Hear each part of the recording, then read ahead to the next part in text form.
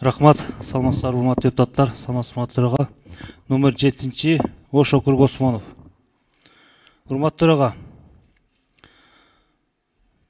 Урматтуу депутаттар, өзүңүздөр билесиңер, кече күнү Ош шаарында көмүрдүн баасы 12 сомго чыкты.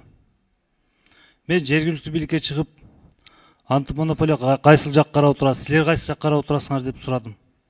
Алар өздөрүн пиар кылгандан бошой калышты. Ош облусунун өзүнүн жергиликтүү өкүлдөрү, бийликтер. Ушундай кыштын кычырган сугунда эл менен иштешпейби? Көрүнгөн жерге барса камера менен барып иштеп калды. Кылган ишин кайсыл жакка барса да камера менен жүрүп калдышты. Барбайбы 12 сомдон 10 сомдон элдер көмүр сатат. Элдерибиз ала албай атат, кыйналып отурат, свет өчүтат, отопление жок. Ошону менен бирге Төлөйкөн микрорайонунда 1 сутка свет жок болду. Ош шаарына караштуу Төлөйкөн микрорайонунда. Ушуга урматтуу президент өкүлү, урматтуу төрага протокол тапшырма берип койсоңуз.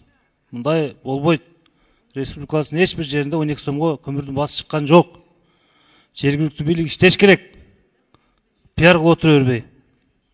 Жана ошондой эле Ош шаарында жакын күндөрү билесиңер, 2 күн 3 күн мурда чабышы болду. Ошол боюнча ички иштер министрлиги бул жерге келип бизге маалымат берсин. Биздин келечектеги муундарга терс көрүнүштөр болуп жатат өзүбүздүн коомубузда. Ушундай кылса боло берет экен деген сезим кетет келечек муунга. Биз эмнени калтырып келечек муунга? Ошого окшогон жаман терс таасирлерди калтыртабыз. Ошондуктан ушуга окшогон иштерди ички иштер министрлиги алдын ала караш керек эле. Эч болбосо.